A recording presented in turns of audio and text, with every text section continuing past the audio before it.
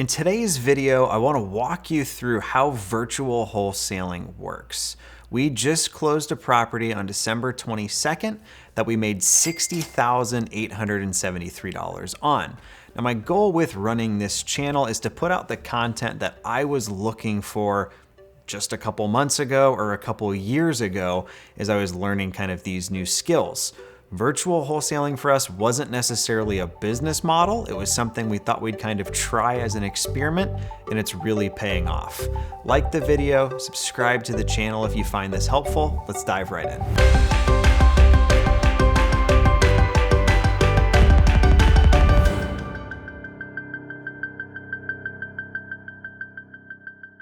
Virtual wholesaling is when you're wholesaling a property, but in a market that you've never necessarily been to, and it's typically a house that you've never seen. This particular deal was in Louisville, Kentucky.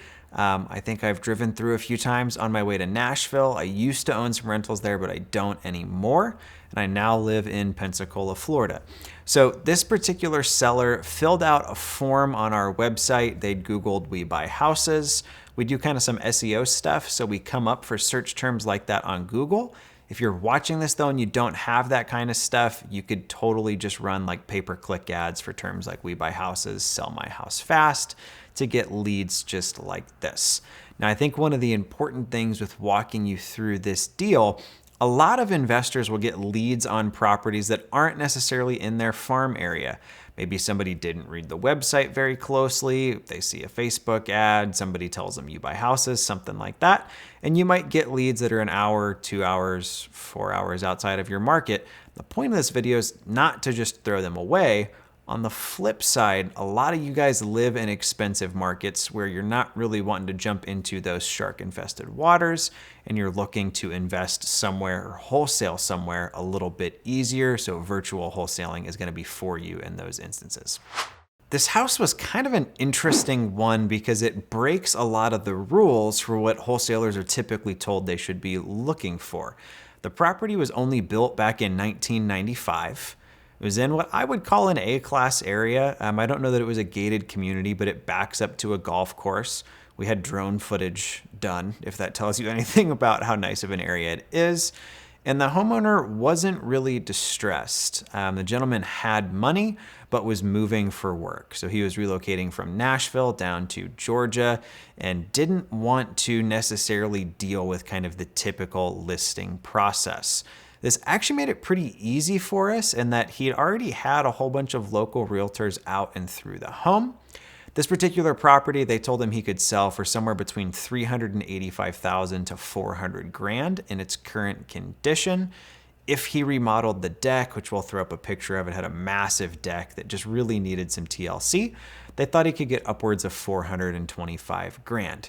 When he reached out to us, he told us he didn't want to deal with any of that drama after the brokers started pushing him on doing things like staging and touch-up paint and cleanup.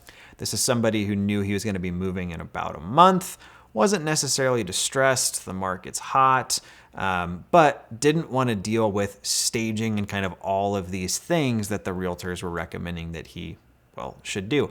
This is kind of a classic case of somebody who is maybe a little bit more affluent and just wanted to kind of hit the easy button and be done with this thing. So when he initially filled out the form on our site, it got put into my CRM, which is Simply. I'll link to that above. It's a tool that I use and absolutely love. The guy initially wanted $330,000. Was what he told us he would take for cash. Now, that's not a bad price, but we do use the 75% rule. So if we're going off of that like 385-ish range, 25% brings us to right at about $300,000 minus repairs, kind of down from there, right?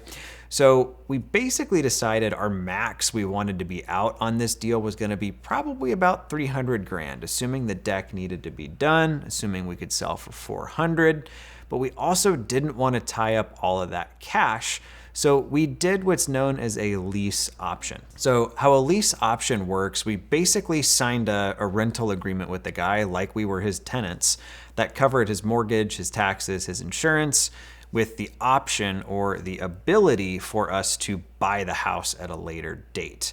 I'm not a fan of typical lease options, but I do like using them kind of in this flipping scenario to help lower our risk. It's also, if we're putting money into the house, a really good deal for the seller, because if for some reason we don't execute the option, he gets his house back, but it's in better shape. So we ended up taking over the guy's payments. We ended up having the property deep cleaned. There was like a gas leak, some other TLC. We had some pictures taken, and I'll throw up all of the numbers as I go through them here on my phone in a second. But we were basically under contract for $306 grand. Now, anytime we're doing one of these virtual deals, we try to look for like a local expert. I mentioned earlier in this video, I used to have some rentals in Louisville that a local realtor had helped us sell. So we pulled on him for some of our contacts. Now, we should have talked to him sooner because we ended up hiring an inspector. Anytime we're doing a virtual deal, we do get a full-blown inspection done. I want to know really what's going on with this place. And the gentleman that we ended up hiring was, how do I put this? Nobody in town likes to use him because he's dramatic. So inspectors are paid to find problems with a property, and if they can't find any, they tend to get a wee bit creative. So this guy basically came back and said this A-class house was caving into the ground. Nobody should ever buy it. It was horrible and needed all kinds of work. The roof was installed wrong, all kinds of stuff. We talked to our realtor about it, and he was like, yeah, nobody uses this guy because this is what he does. Take it with a grain of salt. So it was super helpful that we had somebody else to kind of bounce that off of. He was like, most realtors that I know in town won't even use this guy. If the seller wants to use him, they'll just say no. Or if the buyer wants to use him, they'll just say no. So we kind of took the information we got back with a grain of salt. We presented it to the seller. We were under contract for like $306 grand, and we ended up reducing down to $300,000 even, kind of retraded, right? Hey, the condition was worse than what we were expecting. So we're under contract effectively at this point for $300 grand. We put $5,000 down. And to kind of show you the structure of this and how it works, in the comments, I'll link to a redacted, I'm going to cut out the guy's name and the property address and everything, but I'll literally just give you guys the document so you can see what the terms were, how we filled it out in case you want to do something like this. We then turned around and listed the property on the market with a flat fee broker for $364,000. Let me double check my math here. $364,900. Now, the market was pretty hot. This was back in October, November-ish that we ended up listing the property. And we had a pretty serious bidding war. So we'd listed for $364,900, which was below what the seller had told us, realtors had told him he could sell it for. And the house actually got bid all the way up to $392 grand. I'm not upset, right? That's an ideal situation as a real estate investor. When it was all said and done, we ended up netting like back to us actual profit after everything right at $60,853. So not your typical like HGTV deal where it sold for $392. We were into it for $300, so we made $92 grand. There's actual costs and fees that come out of that I'll walk you through now.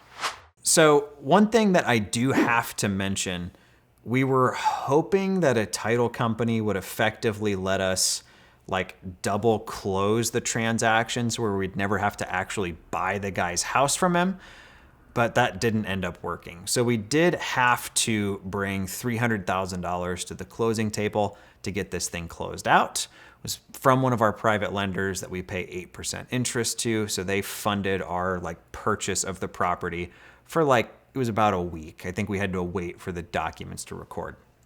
So purchase price of $300 grand.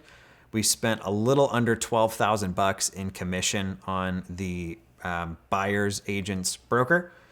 Our closing costs for the purchase as well as the resale was around $10,000. Spent $300 on pictures, $500 on house cleaning, another $800 on carpet cleaning. We covered right at $4,000 worth of monthly costs for the gentleman kind of in that lease option agreement. We spent $1,250 with our initial broker who we'd worked with there to kind of get his advice. We spent $500 to get the property listed on the MLS, $250 to fix a gas leak, $600 in utilities, and a little bit of change there for insurance when it was all said and done.